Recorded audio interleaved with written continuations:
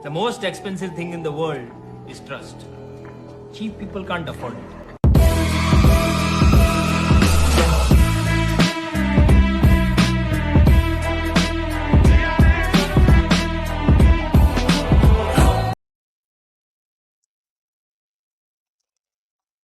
का स्वागत है आपका वेब3 के फर्स्ट शो में। और ये हमारा है पहला शो, जहाँ पे आज हम बात करेंगे वीक में जितनी भी महत्वपूर्ण घटनाएं घटी होंगी उनके बारे में डिटेल में चर्चा करेंगे, हम एनालिसिस करेंगे उनका और बेहतरीन ढंग से आपको बताएंगे। तो वेब3 का वर्ल्ड जो है उसका पहला ये शो है मेरे साथ। तो चलिए देखते हैं आज का ये वीडियो, देखिएगा आपको मजा आएगा। तो उससे पहले मैं आपको बता दूं हमारा एक दूसरा भी चैनल, इसका नाम शरद कटियार, वहाँ पे ब्लॉकचेन कोर्स पूरा खत्म होने वाला है, जाइए उस चैनल को भी सब्सक्राइब कर लीजिए, डिस्क्रिप्शन में लिंक है।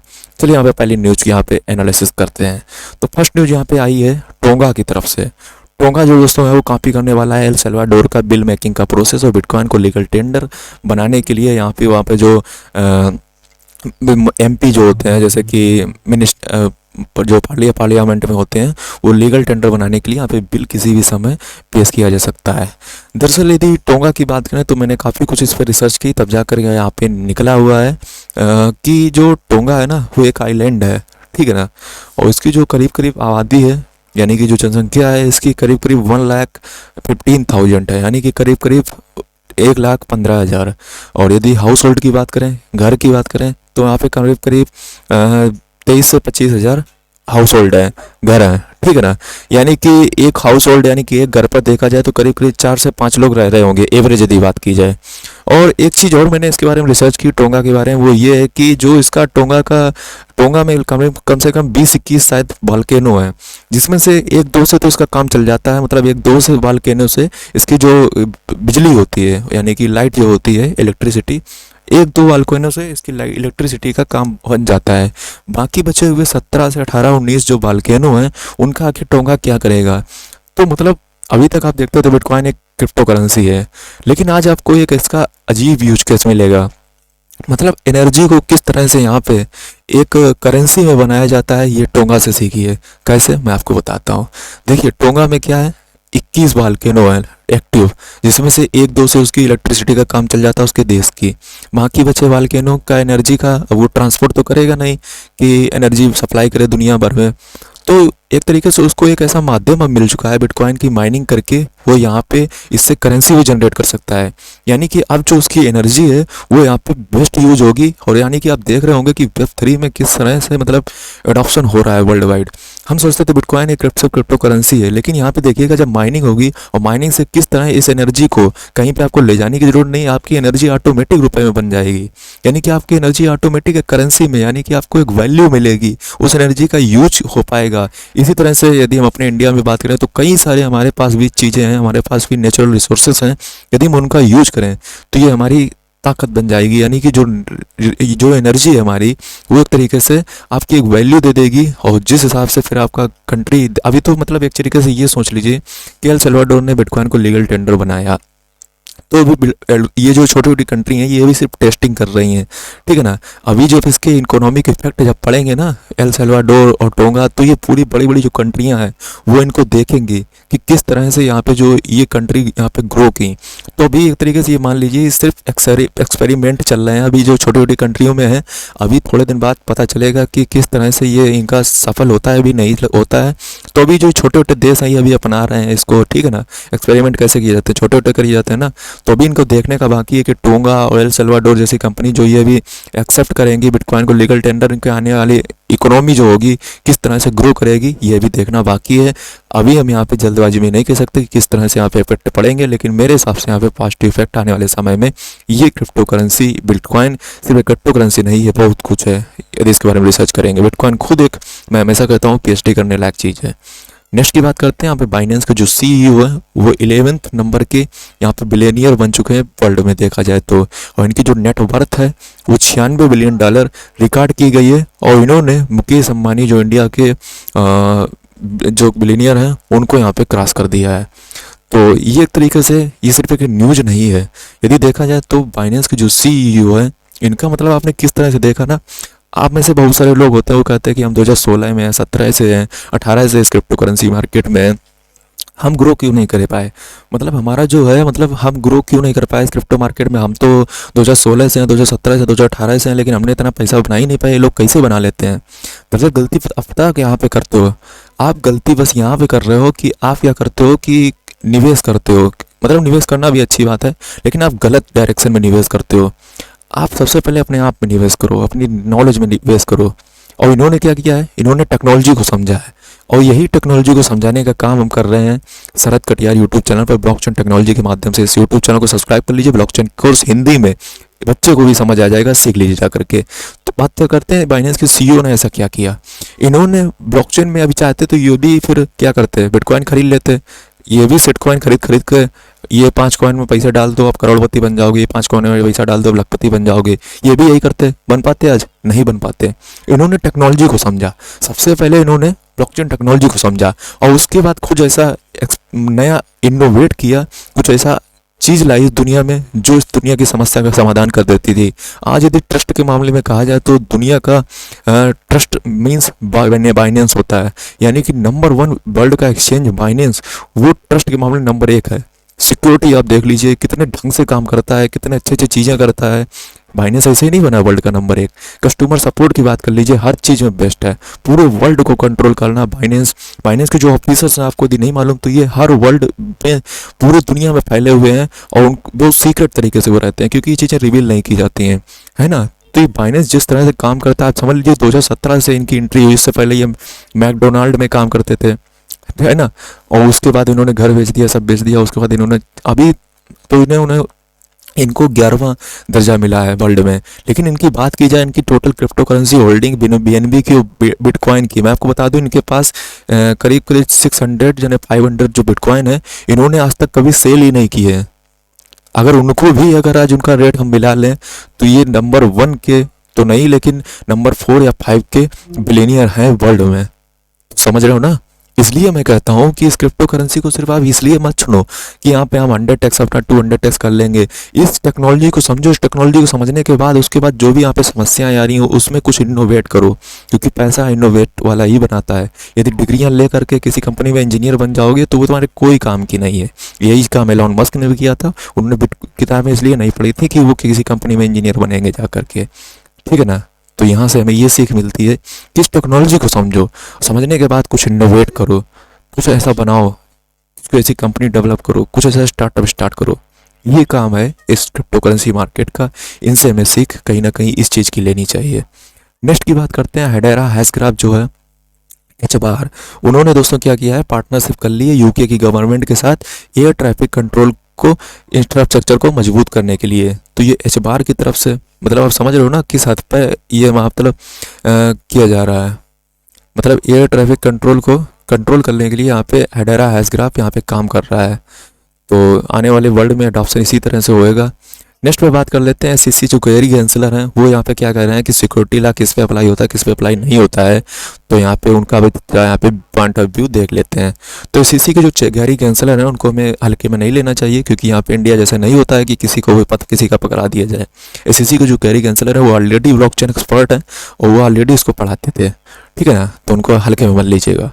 तो नेक्स्ट की बात करते हैं कि सिक्योरिटी दरअसल कहते हैं किसे, सिक्योरिटी हम उसको कहते हैं, सिक्योरिटी का मतलब प्रतिभूति।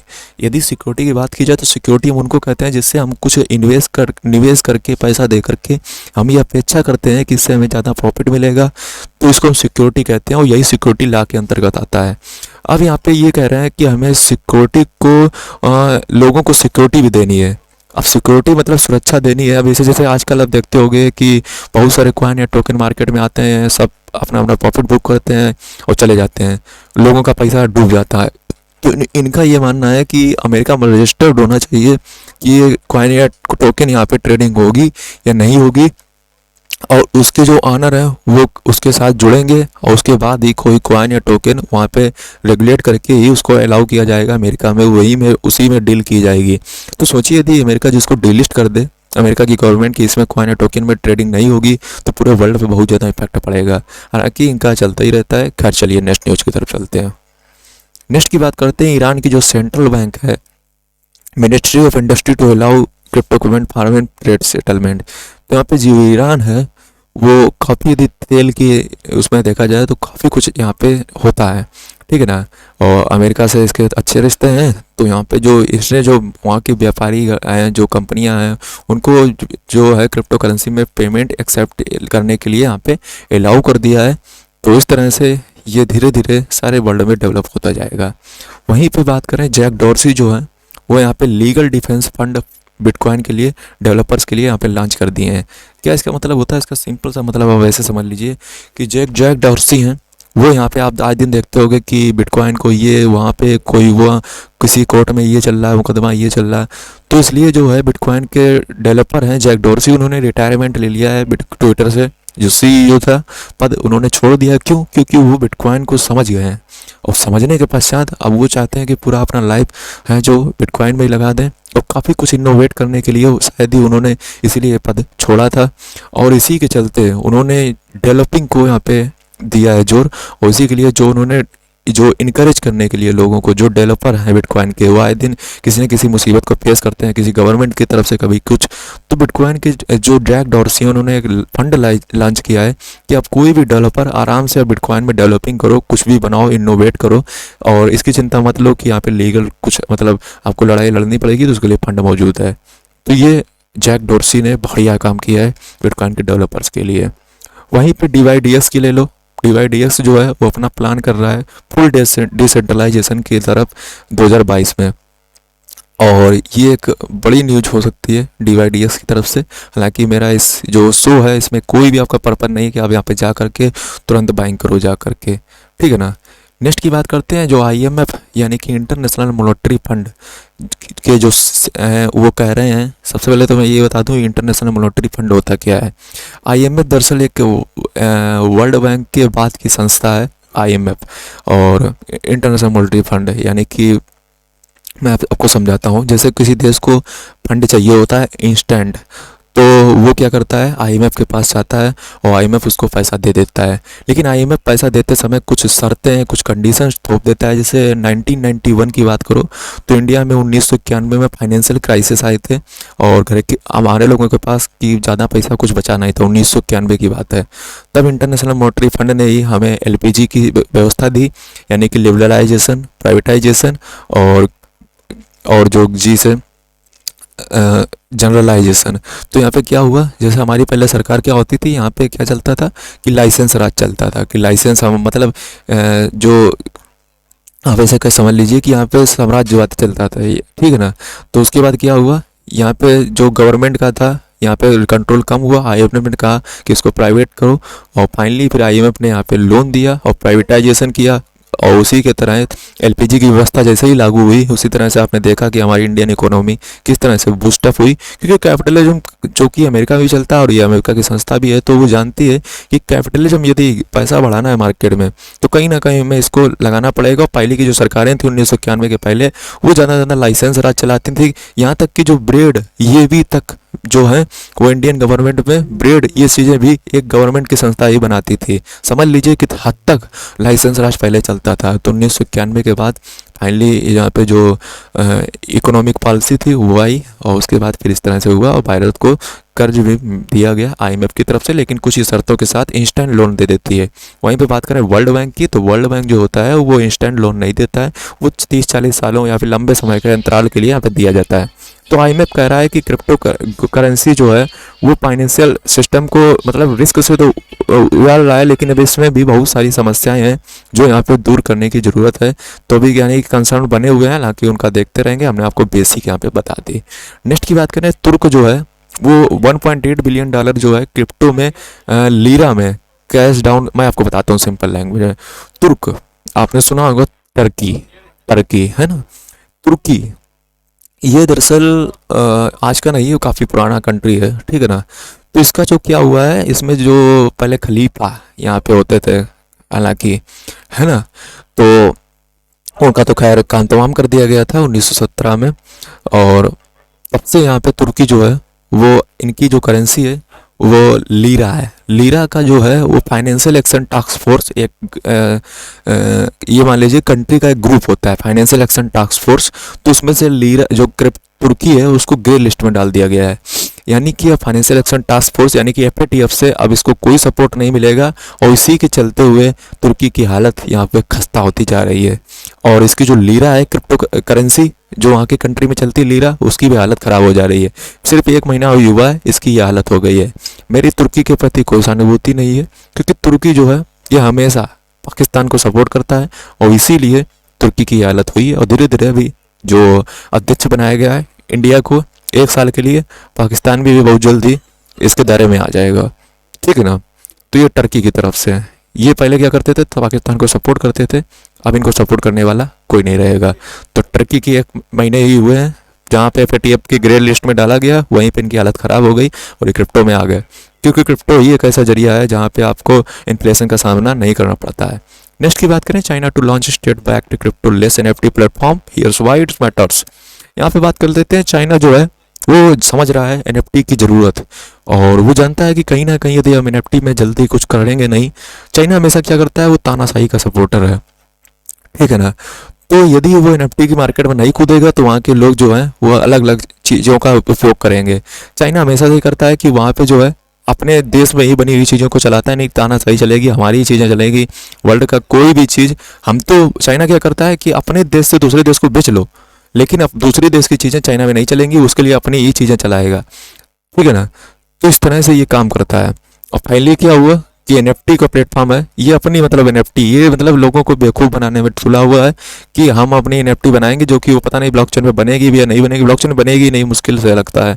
तो वो एक नया मतलब अपना तरफ से बना रहा है NFT, लोगों को बेवकूफ़ बनाएगा। लेकिन लोगों को बेवकूफ़ बनाना इतना आसान काम नहीं है। ये कब तक अपनी तानाशाही चलाएंगे। चाइना में क्या होता है, हमेशा तानाशाही कि हम अपनी चलाएंगे, गूगल वहाँ पे चलता नहीं, व्हाट्सएप वहाँ पे चलता नहीं, हर चीज़ में मतलब वो अपना अड़ंगा लगाया करता है। अब जबकि उस पर बिटकॉइन पर उसका कंट्रोल नहीं हुआ। पहले उसने सोचा था कि बिटकॉइन को भी यहाँ पे हम बैन कर लेंगे, बिटकॉइन को भी अपने दायरे में चलाएंगे, लेकिन बिटकॉइन पर उसका कंट्रोल नहीं हुआ। फाइनली उसने क्या किया, डिजिटल युआन अपना लॉन्च किया, और वो समझ गया कि बिटकॉइन पे कंट्रोल नहीं है, तो बिटकॉइन को यहाँ पे बैन कर दो। हमेशा एक तानाशाही प्रवृत्ति का यहाँ पे रहा है चाइना, हमेशा से ही। तो इसने देखिए NFT जो है प्लेटफॉर्म, वो अपना गवर्नमेंट पैक लगाएगा। नेक्स्ट की बात करते हैं, OpenSea बहुत बड़ा प्लेटफॉर्म है NFT मार्केट प्लेस का। तो NFT के बारे में मैं आपको पहले बता दूं कि NFT को मिंटिंग कही जाती है। वो प्राइमरी प्लेटफॉर्म होता है, ये सेकेंडरी प्लेटफॉर्म है OpenSea यानी खुला समुद्र। तो यहाँ पे जो OpenSea है उसने $3.5 बिलियन का जो है मंथली ट्रेडिंग वॉल्यूम यहाँ पे क्रॉस कर लिया है, नया ऑल टाइम हाई बना लिया है। और इसके जो 1 मिलियन जो एक्टिव वॉलेट यूजर्स हैं उससे भी ज़्यादा हो चुके हैं। $3.5 बिलियन एक मंथ में इतनी ज़्यादा ट्रेडिंग होना OpenSea पर दर्शाता है कि NFT का क्रेज लोगों में किस कदर है, समझ रहे हो ना। लेकिन OpenSea चूंकि एक मोनोपोली तरह से डील कर रहा है, यदि NFT मार्केट प्लेस में बात की जाए, कई सारी इस पर डिबेट भी छिड़ी हुई है कि जो OpenSea है वो अपने आप को बहुत बड़ा मतलब मसीहा मान रहा है कि हम जो पाएंगे वो करेंगे। और इसके बारे कई बार उसकी कम्युनिटी ने यहाँ पे उसको जवाब भी दिया है। और फाइनली कि यहाँ पे OpenSea जो है वो मोनोपोली जैसे चला रहा है। जैसे इसका मैं एक दिन पढ़ रहा था ट्विटर पे, तो उसमें एक चीज़ मैंने निकल के देखी कि यदि अब OpenSea पर कोई चीज़ आपकी NFT रजिस्टर नहीं है तो आपके मेटावर्स पे भी नहीं दिखती है। इसके पीछे रीजन पता नहीं क्या है। और ये कई सारी चीज़ें, जैसे ये इसका चार्ट देखिए किस तरह से ये ग्रो किया है। मई से इसकी स्टार्टिंग हुई, देखिए कितनी बड़ी बड़ी इमारतें यहाँ पे बनी हुई हैं OpenSea पे मंथली वॉल्यूम ट्रेडिंग का। तो समझ रहे हो ना कितनी तेजी से गलती कर रहा है। और एक तरीके से सेंट्रलाइज एंटिटी के तौर पे काम कर रहा है, जो इसका चलेगा नहीं, क्योंकि Web3 की बात होती है जहाँ पे वहाँ पे डिसेंट्रलाइजेशन काम आता है। OpenSea अपना मोनोपोली चलाने का ट्राई कर रहा है, और ये आने वाले दिनों में ताकत बनकर उभरेगा, और ये अपने आप को सेंट्रलाइज, इसी तरह से फेसबुक भी अपना चलाने का ट्राई कर रहा है। तो ये बहुत बड़ी चिंता का स्वरूप है। नेक्स्ट की बात करते हैं, Binance to establish a crypto exchange in Thailand, report in Thailand to start is Binance to establish a crypto exchange in Thailand. तो बाइनेंस जो है वो अपनी क्रिप्टो एक्सचेंज को थाईलैंड में डिप्लॉय करने का ट्राई कर रहा है। जो वहाँ के बिलियनियर हैं शरत रतनवंडी जो भी हो, उनके साथ यहाँ पे एस्टैब्लिश। बाइनेंस देखिए पूरे वर्ल्ड वाइड फैला हुआ है। तो ये है शरत जो भी हो इनका नाम, तो इनके साथ डेवलप करने का स्टार्ट कर रहा है। इंडिया में बात करें तो BGX भी बाइनेंस का ये है ना। तो बाइनेंस पूरी वर्ल्ड वाइड अपने आप को फैलाए हुए है। जिस कंट्री में उसका रेगुलेशन नहीं काम कर पाता है तो वहाँ पे उसी कंट्री के एक्सचेंज को खोल देता है और पैसा अपना लगाता है। तो बाइनेंस डील इसीलिए करता है। तो उसके बाद बहुत सारी चीज़ें हैं।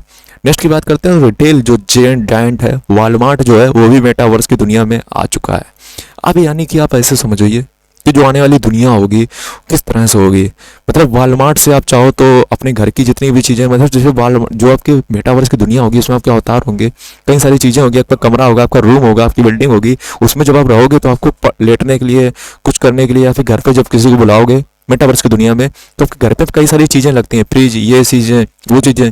तो वॉलमार्ट ऑटोमेटिक आ रहा है मेटावर्स की दुनिया में, और आपके घर के लिए जितनी भी चीज़ें होंगी, आप देखते हो फ्लिपकार्ट की जगह वॉलमार्ट, तो उसी तरह से वॉलमार्ट पे हर चीज़ें आप अपने खरीद करके आपके इथेरियम के एड्रेस पे मिल जाएंगी, और उसे आप घर में अपने रखोगे। ठीक है ना, मतलब ये कितनी पहले से प्री प्लानिंग चल रही है, यानी कि मेटावर्स की दुनिया किस कदर से ग्रो कर रही है आप समझ नहीं सकते। मतलब वॉलमार्ट सोच लीजिए आज से प्लानिंग कर रहा है, और अभी इसने सिर्फ अनाउंस किया है, क्योंकि इसका पेटेंट अटेंड कराने में टाइम लगता है, तो इसने अनाउंस कर दिया है। अब ये किस प्लेटफॉर्म पे आएगा, या फिर अपना ही प्लेटफॉर्म ये बनाएगा बेटावर्स का, वो समय बताएगा। लेकिन ये सेंट्रलाइज वे में काम करने का ट्राई कर रहा है, यानी कि इस वेब3 की बात डिसेंट्रलाइज के बगैर होती ही नहीं है। यहीं पे बात की जाए फेसबुक की, तो वो भी अपना सेंट्रलाइज मेटा बनाने का ट्राई कर रहा है, लेकिन आने वाले समय में लोगों को इसकी असलियत पता चल जाएगी, और लोग वहाँ पे डिसेंट्रलाइज को मेटावर्स को ही चुनेंगे। ये इनका मेटावर्स चल नहीं पाएगा, ये सेंट्रलाइज बनाने का ट्राई कर, हालांकि ये ब्लॉकचेन में आपको मिलेगा और आपको मिल ही जाएगा जो भी यहाँ पे बेचेंगे। नेक्स्ट की बात करते हैं, इंडियन गवर्नमेंट जो है वो यहाँ पे कंसीडर कर रही है कि क्रिप्टो ट्रांजेक्शन में बजट जो आने वाला है 2022 में, हालांकि अपने लोगों को कोई फर्क नहीं पड़ता, और यहाँ पे बताया जा रहा है कि 30% यहाँ पे लग सकता है क्रिप्टो पे टैक्स।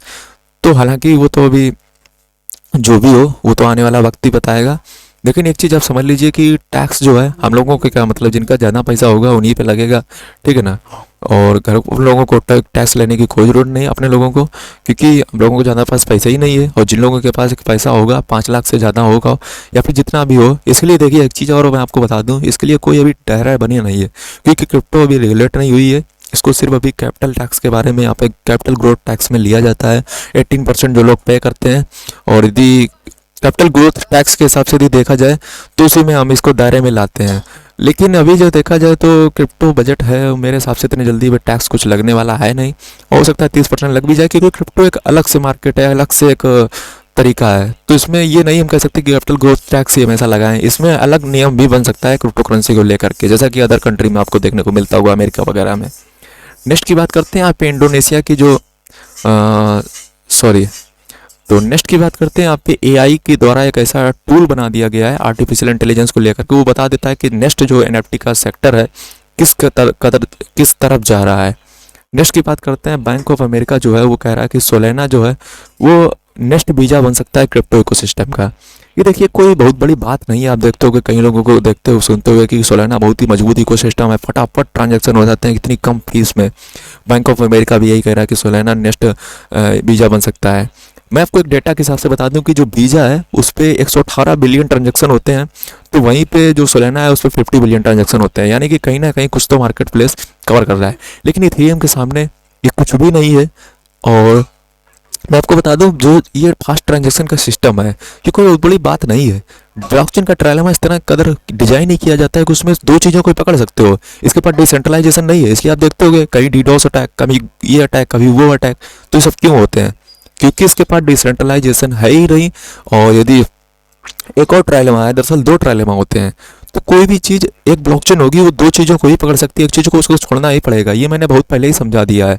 तो जैसे मान लीजिए सोलेना है, सोलेना देखिए सिक्योरिटी और फीस को तो पकड़े हुए है, कम किए हुए है, सिक्योरिटी को अच्छा किए है और फीस कम किए हुए है, लेकिन इसे डिसेंट्रलाइजेशन नहीं रखा है, ये डिसेंट्रलाइज है ही नहीं। ये चीज़ यहाँ पे फंस जाती है ना। तो अब इथेरियम ने क्या कर रखा है, इथेरियम ने सिक्योरिटी और डिसेंट्रलाइजेशन को पकड़ रखा है, लेकिन उसने फीस को, स्केलेबिलिटी को नहीं कम कर पाया है। तो ब्लॉकचेन का ट्रायलेमा इस तरह से डिजाइन किया जाता है कि दो चीज़ों को ही पकड़ सकते हो, तो इसमें कोई बहुत बड़ा हुआ वाली बात नहीं है कि इसने बहुत बड़ा नया चीज़ कर दिया है, कोई भी सिस्टम ये कर सकता है। ठीक है ना, ये जो मूर्ख आपको बनाते हैं उनके बनने के चक्कर में मत रहिए, वो आपको कभी टेक्निकल बताते नहीं और आप लोगों को समझ ही नहीं आता। ठीक है ना। तो नेक्स्ट की बात करते हैं, क्रिप्टो एक्सचेंज जो FTX है उसने यहाँ पे $2 बिलियन का वेंचर कैपिटल फंड लॉन्च कर दिया है। किसके लिए? वेब3 के लिए। वेब3 देखिए आने वाली दुनिया वेब3 पे ही चलेगी, सब ये मोनोपोली खत्म होने वाली है। आने वाली दुनिया के वेब3 कुछ अलग ही लेवल पे काम करेगा, इसलिए मैंने ये शो भी स्टार्ट किया ताकि आपको जो डेवलपमेंट वर्ल्ड वाइड चल रही है डिटेल में बताई जाए। तो वेंचर्स कैपिटल यानी कि VC की तरफ से FTX की तरफ से लॉन्च कर दिया जा चुका है। FTX दरअसल वही है जिसका सोलेना है, और FTT भी हो सकता है आने वाले समय में ग्रो करे। तो ये यहाँ पे $2 बिलियन का फंड जो है राइज किया जा चुका है, ठीक है।